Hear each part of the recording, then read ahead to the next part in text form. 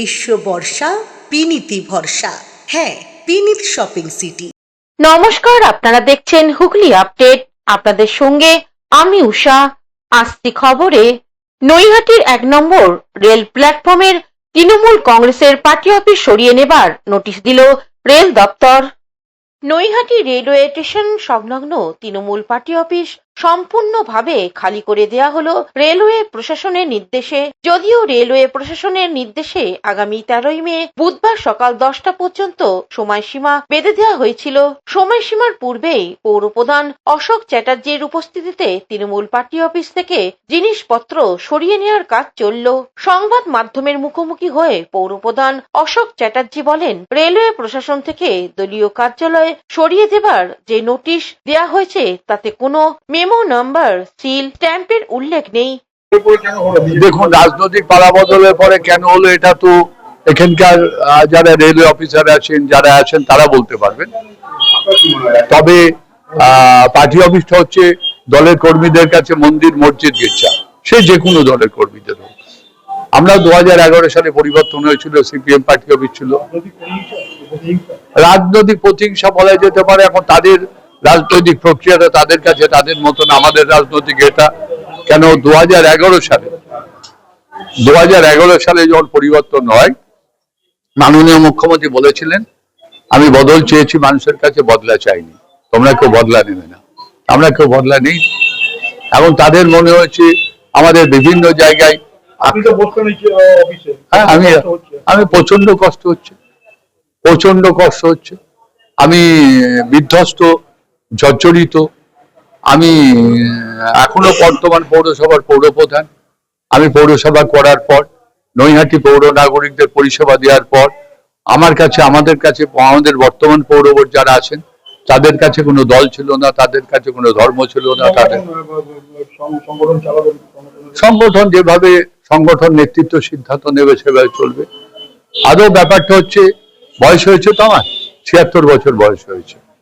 আমার আদৌ আমি কোন জায়গায় থাকবো, কি করবো, সেটা পরবর্তী ক্ষেত্রে সিদ্ধান্ত নেব। তবে মনে হয় যে রাজনৈতিক আন্দোলন করা ভালো। বিরোধী দলে আমরাও আন্দোলন করেছি। আমি বলছি সেটা আপনাদের এখন আর আমি মনস্থির করতে পারিনি।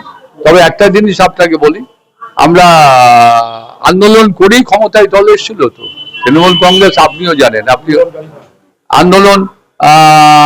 আমরা আন্দোলন করি এই জায়গাটা এসেছিলাম। 34 বছর সিপিএম এর অপশাসন ঘটিয়ে বাংলার মানুষ আমাদের সমর্থন করেছিল। তার পাশাপাশি বিজেপি নেতা সৌম্যদীপ মোদক বলেন, তৃণমূলের আমলে দুর্নীতি করে দখলদারি করে রেখেছিল পার্টি অফিসটি। আপনার নৈহাটির পৌরসভার উল্টো দিকে তৃণমূলের পার্টি অফিস দীর্ঘদিনের রেল নোটিশ করেছে, আগামীকাল সকাল 10টার মধ্যে খালি করে দিতে হবে। তার আগেই দেখা যাচ্ছে তৃণমূলের চেয়ারম্যান পৌরসভার দাঁড়িয়ে থেকে সে হচ্ছে ঘর খালি করাচ্ছে। বিজেপি সরকার এসছে, তাই জন্য তৃণমূলের সুবুদ্ধি হয়েছে। কারণ বিজেপি থাকাকালীন তৃণমূল এতদিন দুর্নীতি দুষ্কৃতি রাজ চালিয়ে এসছে, এই দখল তোলাবাজি এই করে চালিয়ে এসছে। কিন্তু যবে থেকে বিজেপি সরকার চলে এসছে, তৃণমূল বুঝে গেছে তাদের দুর্নীতি দুষ্কৃতি এবং দখলদারির দিন শেষ। তাই জন্য তাদের সুবুদ্ধি হয়েছে। তারা রেল নোটিশ দেওয়ার পরপরই তারা তাদের পার্টি অফিস বলবো না, ওটা দুষ্কৃতীদের আঁতুর ঘর ছিল। ওখানে যত সব হাজিনগর আর কারিগর পাড়ার থেকে সব দুষ্কৃতীদেরকে ওখানে একত্রিত করে রাখা হতো সাধারণ মানুষকে সমস্যা করার জন্য, তোলাবাজির জন্য, আর সক্রিয় বিজেপি কর্মীদেরকে বিভিন্ন রকমভাবে হ্যাকেল করার জন্য এবং আক্রমণ করার জন্য। মহিলা কার্যালয় খুলেছিল, ওখানে মহিলারা কতটা সুরক্ষিত ছিল আমার সেই বিষয়ে সন্দেহ আছে। যে হাজিনগরের কথা আপনি বলছেন, সেখানে হাজিনগরে এখনো সেইভাবেই মদ, গাঁজা সব এইভাবেই বিক্রি চলছে আপাতত, হিরোইন। বিজেপি সরকার এসছে, এই মদ গাঁজা হিরোইনের দিন শেষ। এটা তৃণমূলের দিন শেষ, সেরকম মদ গাঁজা হিরোইনের দিন শেষ। কিছুদিন দেখতে থাকুন কিভাবে এই নেশা নিয়ে যারা ব্যবসা করছে তারা না জেলে থাকবে না অন্য কোথাও থাকবে। এই যে পার্টি অফিসটা খোলা হচ্ছে নোটিশে, পৌরপ্রধান দাবি করছে এটা ইলিগাল, যেখানে কোনো মেমো নাম্বার নেই, স্ট্যাম্প নেই, এরকম একটা অভিযোগ করছে, এবার রাজনৈতিক চরিতার্থ করতে গিয়ে বলছে। ব্যাপারটা হচ্ছে পৌরপ্রধানকে জিজ্ঞেস করবেন উনি যেভাবে ইনলিগাল ভাবে ওই জায়গাটা দখলদারি নিয়েছিলেন সেটা কতটা লিগ্যাল ছিল। রেল কি ওনাকে জায়গাটা লিখে দিয়েছিলেন? রেলের সম্পত্তি মানে আমাদের পাবলিকের সম্পত্তি। পাবলিকের সম্পত্তিতে কোনো নির্দিষ্ট দলের পার্টি অফিস থাকবে এটা কখনোই হতে পারে না। রেল যেই সিদ্ধান্তটা নিয়েছে, রেল নোটিশ দিয়েছে, রেলের নোটিশ অনুযায়ী রেলের জায়গা রেল খালি করাচ্ছে। এতদিন খালি করার চেষ্টা করেছিল, কিন্তু এরা নিজেরা জুলুমবাজি করে সেই জায়গাটা দখলদারি নিয়ে রেখেছিল। বর্তমানে ভারতীয় জনতা পার্টির সরকার এসছে, কোনো জুলুমবাজির রাজ শেষ। Bureau report, Hooghly update. পালা বদলের পর রাজ্যের প্রাক্তন দমকল মন্ত্রী সুজিত বোসকে গ্রেপ্তার করল কেন্দ্রীয় তদন্তকারী সংস্থা। বেশ কয়েক মাস আগে থেকেই কেন্দ্রীয় তদন্তকারী দলের সন্দেহের তালিকায় ছিলেন রাজ্যের দমকল মন্ত্রী তথা লেকটাউনের তৃণমূল নেতা সুজিত বসু। বেশ কয়েকবার ইডি ও সিবিআই সুজিত বাবুর ফ্ল্যাট, বাড়ি ও অফিসে তল্লাশি চলে। বিশেষত পৌর নিগমের দুর্নীতির অভিযোগ ওঠে সুজিত বাবুর বিরুদ্ধে ও ওনার এক ঘনিষ্ঠর বিরুদ্ধে। গতকাল অবশেষে গ্রেপ্তার করে আজ ব্যাংসাল কোর্টে তোলা হয় প্রাক্তন দমকল মন্ত্রী সুজিত বোসকে। এই প্রসঙ্গে বিধায়ক অর্জুন সিং কি জানাচ্ছেন শুনবো। মোদিজি নিজের কথা রাখেন, যেটা কথা দেন। উনি বলেছিলেন মহাজঙ্গল রাজকে আমরা শেষ করব, আর প্রত্যেকটা চোর, প্রত্যেকটা যারা দুর্নীতি করেছে, প্রত্যেকটা যারা অপরাধী আছে তাদেরকে চুন চুনকে আমরা তাদের জেলে ঢোকাবো। এই লোকটা সুজিত বোস চাকরি চোরের মাস্টার মাইন্ড। আমি আগেও বলেছিলাম চাকরি চোরের মাস্টার মাইন্ড আছে, এই অ্যারেস্ট হবেই, এই অ্যারেস্ট হবে। আরও সব 62টা চেয়ারম্যান অ্যারেস্ট হবে পৌরসভা। এখন বর্তমানে যারা চেয়ারম্যান আছে তারা চাকরি চুরি করে বিক্রি করেছে, এরা কেউ বাঁচবে না, এদের এগেনস্টে প্রমাণ আছে। 62টা চেয়ারম্যানের মধ্যে কি পৌরসভার চেয়ারম্যানের মধ্যে ব্যারাকপুরেও তো অনেক না, ব্যারাকপুর প্রপার ব্যারাকপুর যে মিউনিসিপ্যালিটি আছে সেখানে কিন্তু চাকরিই হয়নি। টিটাগড় আছে, আপনার এতে আছে, কামারহাটি আছে, খড়দা আছে, বড়নগর আছে, সবই আছে। Bureau report, Hooghly update. নৈহাটির পরিত্যক্ত রেল কোয়ার্টার থেকে উদ্ধার হলো তাজা বোমা, এলাকায় উত্তেজনা। নৈহাটির পৌরসভার 27 নম্বর ওয়ার্ডের রাধাবল্লভ রোডের পরিত্যক্ত রেল কোয়ার্টারের ভেতর থেকে উদ্ধার হলো বোমা। ঘটনাস্থলে নৈহাটি থানার পুলিশ পৌঁছে ঘটনার তদন্ত করছে। স্থানীয় বাসিন্দাদের বক্তব্য, বাইরে থেকে অজানা কয়েকজন ছেলে এখানে আস্তানা তৈরি করে ক্লাব তৈরি করেছিল। তারা এই বোমা রাখতে পারে বলে মনে করছে। বম পাওয়া গেছে, তাই এসে স্যার। হ্যাঁ, ক্লাবই আছে, রেলের ঘর, কিন্তু ছেলেরাই আড্ডা মতো ক্লাব বানিয়েছিল সব। অনেক দিন ধরেই সবাই আসা যাওয়া করছে। হ্যাঁ, অনেক দিন ধরে। শুনলাম তো এখনই, স্যাররা আসলে তো বলছে বম আছে, তোমরা পাশে থাকো, তোমরা জানো না। এবার রাত বিরাতে কেউ এনে রাখলে আমরা কি করে জানবো? হ্যাঁ, বাইরের ছেলেরাই সবই থাকতো, আড্ডা মারতো, ভিতরে বসে থাকতো। সব এইদিক সেই দিককারই ছেলেরা, সব এইদিকে ওইদিকের সবই আসতো। সেটা কি করে বলবো, এটা দলের এটা জানি না। হ্যাঁ, রেলের করে কোন দলের আছে আমরা তো জানি না। এটা কোয়ার্টারে ছেলে পেলে নিয়ে, আমার স্বামী রেলে চাকরি করে, আমরা এখানে থেকে গেছি।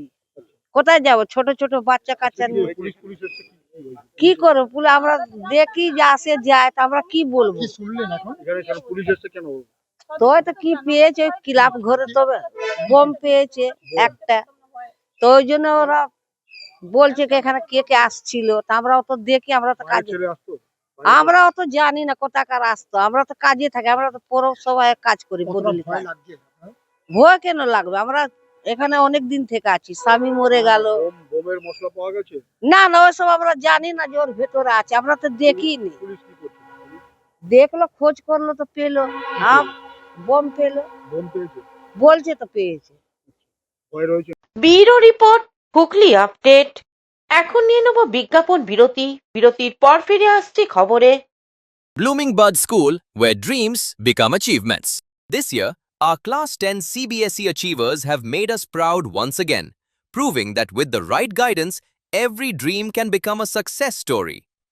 Our 2026 school toppers, the shining stars of Blooming Bud School, whose hard work, dedication, and determination have inspired an entire generation.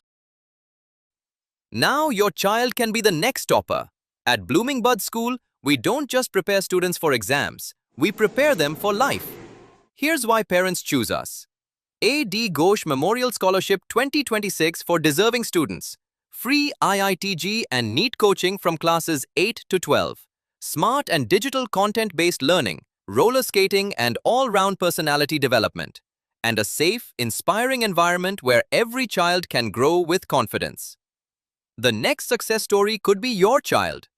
Admissions are now open for Class 11, Science, Arts and Commerce. Limited seats, unlimited opportunities.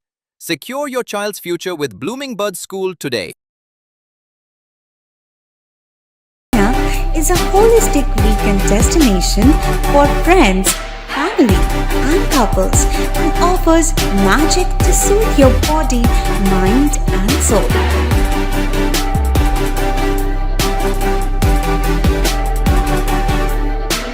Aqua Marina, your customized magician.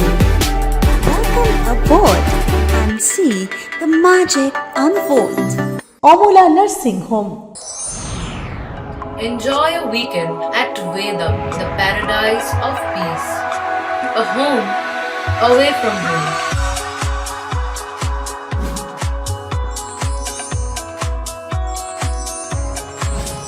See yourself resonating with the nature. Vedam welcomes you to create your best memories. বিরতির পর ফিরে এলাম খবরে। BJP ক্ষমতায় এলে আমিষ বন্ধ হয়ে যাবে বলে প্রচার করেছিল তৃণমূল। নৈহাটির বিজেপির পক্ষ থেকে বিরিয়ানির বিতরণ হলো।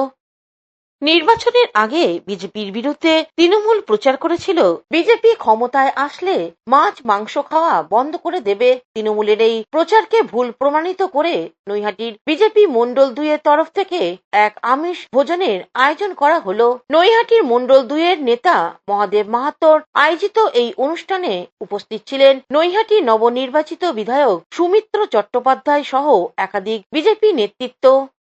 মণ্ডল 2 এর সেক্রেটারি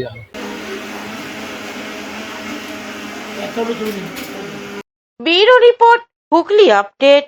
কবিগুরু রবীন্দ্রনাথকে শ্রদ্ধা জানালো হুগলির রাজহাটের এক প্রাথমিক বিদ্যালয়। হুগলির রাজহাট গ্রাম পঞ্চায়েতের ব্যারেকপুর প্রাথমিক বিদ্যালয়ের পক্ষ থেকে 25শে বৈশাখ কবিগুরু রবীন্দ্রনাথ ঠাকুরের 165তম জন্মদিন পালন করা হলো।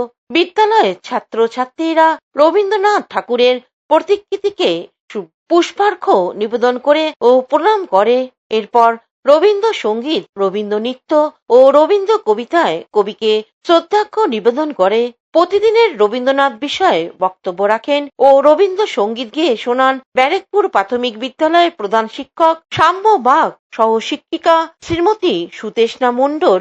রবীন্দ্র নৃত্য ও রবীন্দ্র সঙ্গীত পরিবেশন করেন। ছাত্রছাত্রী ছাড়াও উপস্থিত ছিলেন অভিভাবক, অভিভাবিকা ও গ্রাম শিক্ষা কমিটির সদস্যরা।